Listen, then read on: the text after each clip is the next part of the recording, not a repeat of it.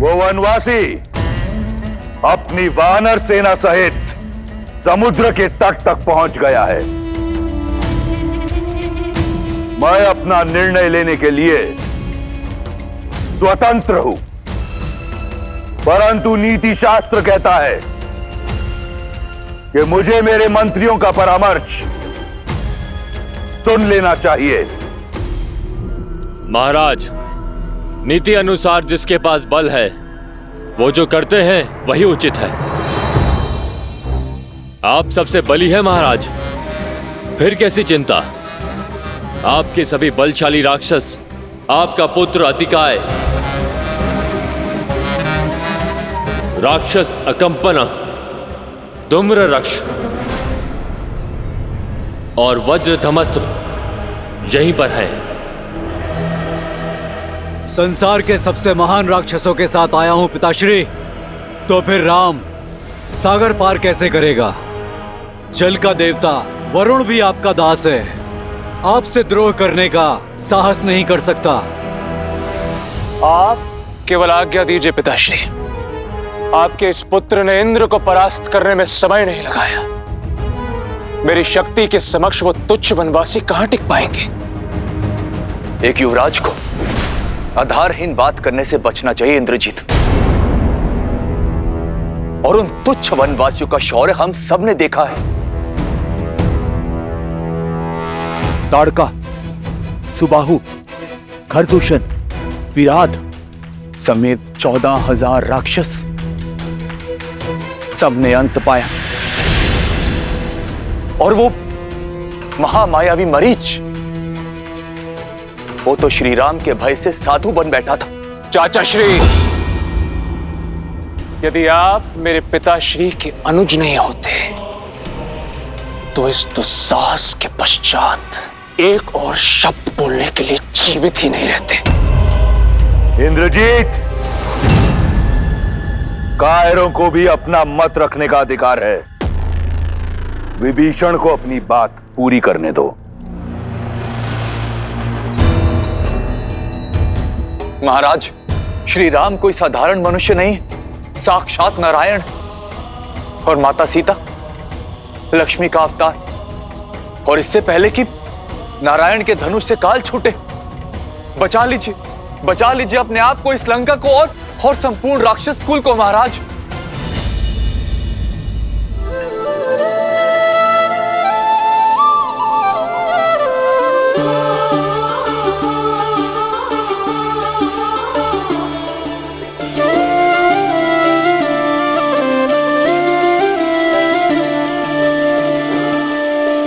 जन्म जन्म का है ये संगम, राम रतन सीता वैभव धन।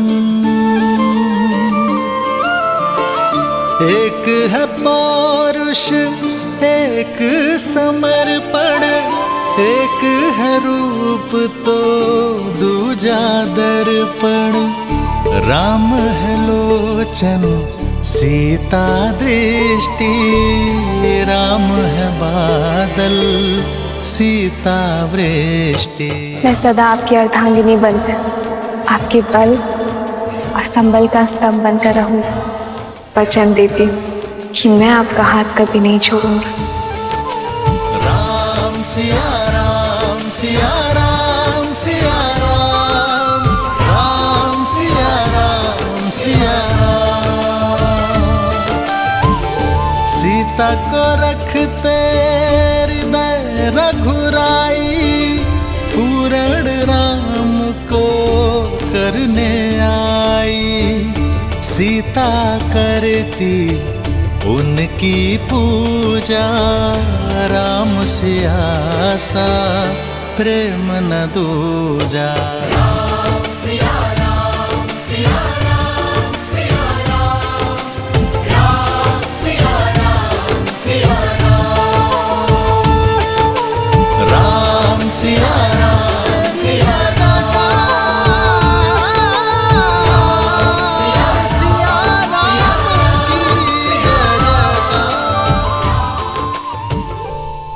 आपके आगे हाथ जोड़ता हूं मैं, केवल एक बार केवल एक बार अपने इस भाई का सुझाव मान लीजिए।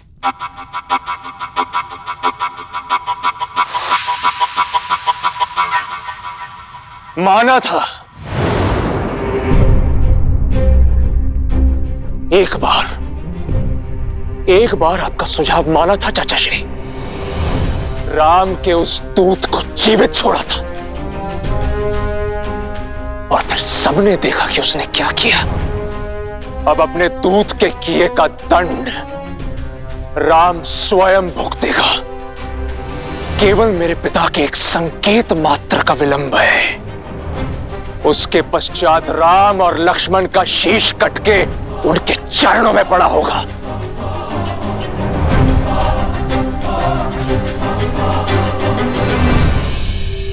सर्वनाशे संयुक्त पाने हर्द त्याजा तीसा पंडिता। जब पूर्ण विनाश सामने हो तो जितना हो सके बचने वाला ही सबसे बड़ा ज्ञानी होता है भैया। भैया, हनुमान के प्रहार को लंका की प्रजा ने देखा है, भुगता है। आगे इस विनाश को रोका जा सकता है भैया। क्यों आप चाहते हैं कि लंका के नन्हे बालक पिताहीन हो? आप महाराज हैं भैया। प्रजा के धन और प्राण की रक्षा करना आपका दायित्व है। अभी भी देर नहीं हुई। श्री राम में जितना बल है उतनी ही करुणा भी है। इससे पहले कि लंका ध्वस्त हो जाए, आप श्री राम से क्षमा मांग लीजिए, क्योंकि केवल श्री राम ही एक आसरा है। कदाचित उचित कहा तुमने।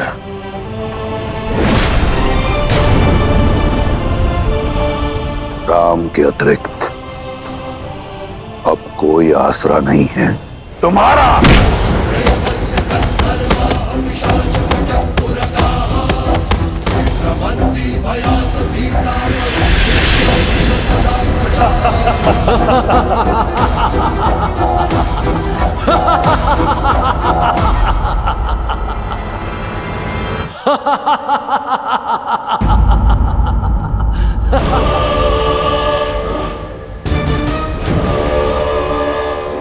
तुम इसी योग्य हो कि उस वनवासी के चरणों की धूल को अपने मस्तक पर लगाओ।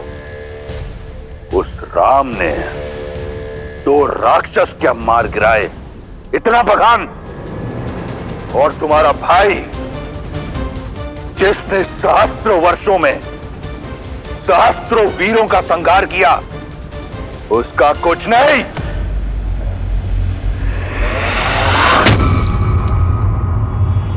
याद है मुझे कि तुम ही हो जिसने हनुमान को सीता का पता बताया, और सीता ने हनुमान को हमारे बल के बारे में बताया।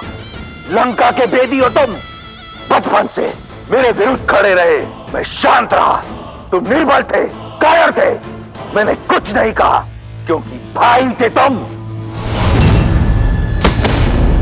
मैं वो भाई हूं जो अपने भाइयों के लिए स्वयं ब्रह्मा से भिड़ गया। एक पिता की तरह पोषण करने वाले भाई को ये उपहार दिया है तुमने। लंका का अन्न खाकर लंका के विरुद्ध बोलने वाले लंका के भेदी के लिए लंका में कोई स्थान नहीं। तुम जैसे कायर का लंका में सांस लेना भी लंका के वातावरण को प्रदूषित कर देगा। तुम अपने जीने का अधिकार खो चुके हो विभीषण।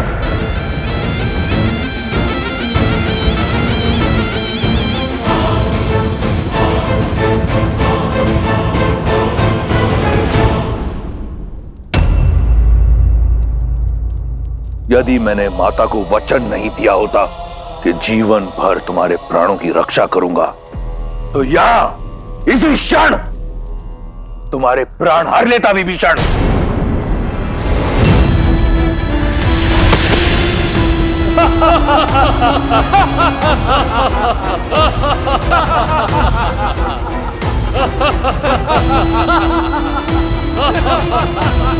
तुम्हारे जैसा भाई अपने आप में एक शाप है। चले जाओ मेरे राज्य से, मेरी लंका से, मेरे जीवन से। आज के पश्चात मुझे भैया मत कहना। जाओ। निष्कासन ही नहीं महाराज, मृत्यु दंड मिलना चाहिए इसे। मुख तो देखो, ग्लानि का भाव तक नहीं है। मुझे लगता है उस राम का गुप्तचर है ये। प्रजा की ढाल बनकर स्वयं का हित साध रहा है। बुद्ध पुराण श्रुति सम्मत बानी, कही विभीषण नीति बखानी।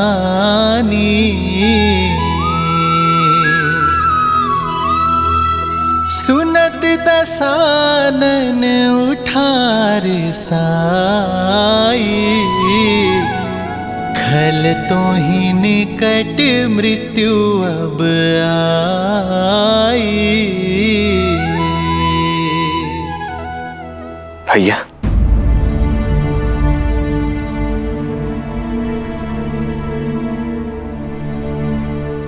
अभी मां को स्मरण कर रहे हैं ना आप भैया? भैया, अब इतनी पीड़ा क्यों सहन करनी है? पहले तो हमारे पास कारण था, हमें भाभी माँ का स्थान ही ज्ञात नहीं था, परंतु अब तो हमें ज्ञात है कि भाभी माँ है कहाँ। फिर अब और विलंब क्यों भैया? हम वीर हनुमान जी की पीठ पर बैठकर क्यों लंका नहीं जा सकते? उस दुष्ट पापी रावण का अंत करके शीघ्र अति शीघ्र भाभी माँ को मुक्त क्यों नहीं करा सकते भैया? मेरी बात मानिए भैया, उस लंका के विनाश के लिए हम दोनों भाई ही पर्याप्त हैं। अब चलिए भैया। लक्ष्मण, सीता के विरह में बिताया हर एक पल मुझे शूल बनकर चुभता है। मैं भी यही चाहता हूं कि सीता इसी क्षण मेरे सामने आ जाए।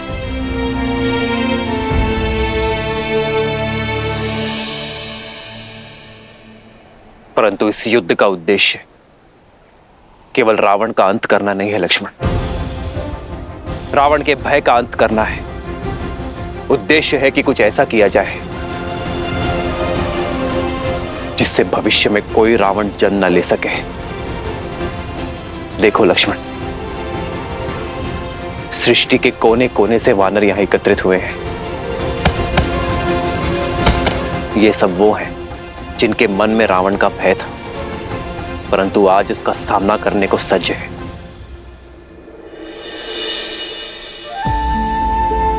लक्ष्मण, संग में रहकर अधर्म के विरुद्ध बड़ी से बड़ी लड़ाई लड़ी जा सकती है लक्ष्मण। मैं नहीं चाहता कि इस युद्ध के पश्चात ये मुझे भगवान समझे। मैं ये चाहता हूं कि इन सबको प्रेरणा मिले कि प्रत्येक वानर, प्रत्येक नर असंभव को संभव कर सकता है अपने दृढ़ निश्चय से, अपने परिश्रम से, एकता से। ये युद्ध अब केवल व्यक्तिगत नहीं रहा लक्ष्मण। ये युद्ध केवल राम की रावण को ललकार नहीं, बल्कि पाप को रौंदने चली पुण्यता की हुंकार है।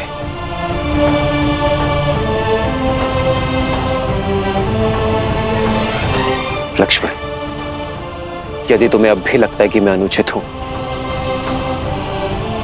तो कहो। हम इसी क्षण लंका की ओर कूच करेंगे।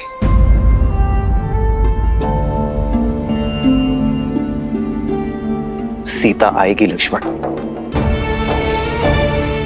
विश्वास और प्रेरणा का साधन बनकर।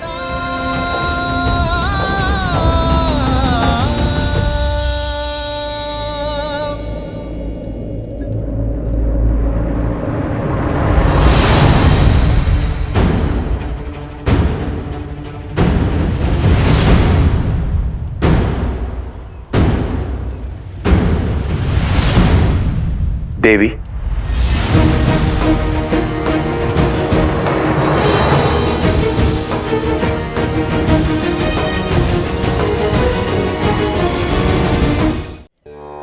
आपको धन्यवाद देने आया हूं, मुझे मार्ग दिखाने के लिए। आपके कारण ही लंका से पहली बार कोई शुभ मार्ग पर जा रहा है। भाई का हाथ थामे उसे भगवान तक लेकर जाना चाहता था, किंतु स्वयं ही भगवान से दूर चला गया। आपके सीख के पश्चात भाई का साथ छोड़ भगवान की ओर जा रहा हूं, अपने प्रभु श्री राम के पास। पता नहीं वो इस राक्षस की भक्ति को अपनाएंगे या नहीं।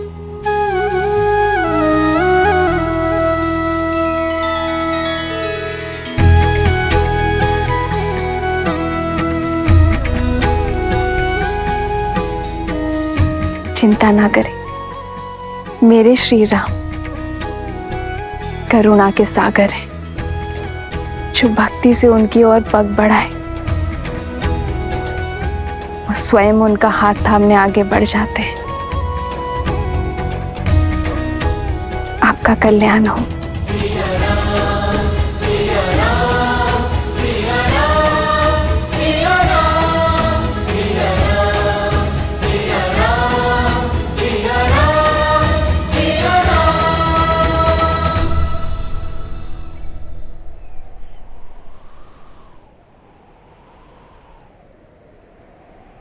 हमें आप पर और श्री राम पर पूर्णतः विश्वास है। हम लंका की जनता के लिए आपके साथ आएंगे। जिस प्रकार यहाँ आपके सहयोगी रहे हैं हम, वहाँ भी आपके सहयोगी होंगे हम। धन्यवाद। आइए, जिस स्थान पर आपको सम्मान ना मिले उस स्थान से चले जाना ही उचित निर्णय होता है। आइए।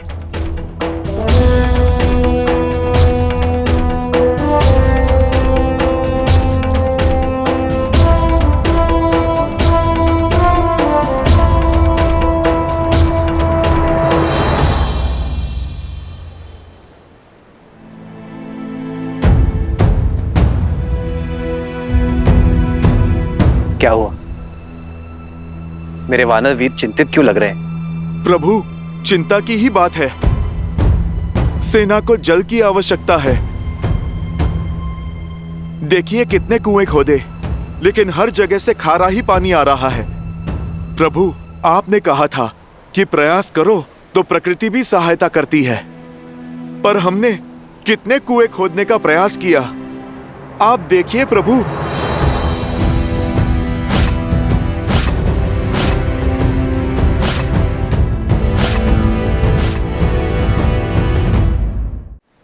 प्रकृति सहायता अवश्य करती है हनुमान, पर तब जब प्रयास करने का स्थान केंद्रित हो। इतने कुएं खोदने के स्थान पर यदि एक कुआं खोदते और गहरा खोदते तो मीठा जल अवश्य निकलता।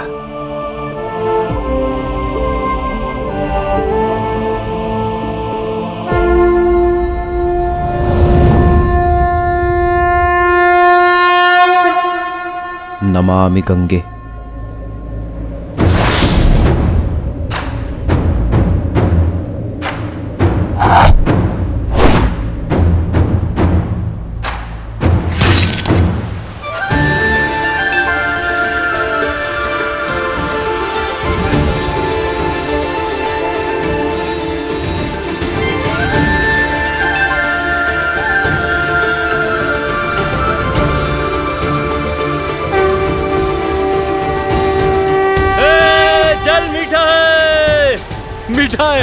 मीठा है जल। अद्भुत। जहाँ प्रभु श्री राम हो वहाँ हर कार्य सफल होता है।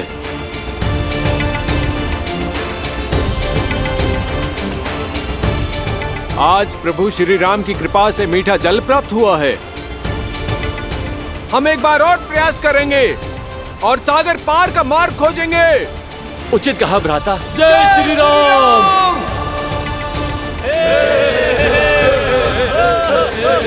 जय श्री राम। जय श्री राम। जय श्री राम। जय श्री राम।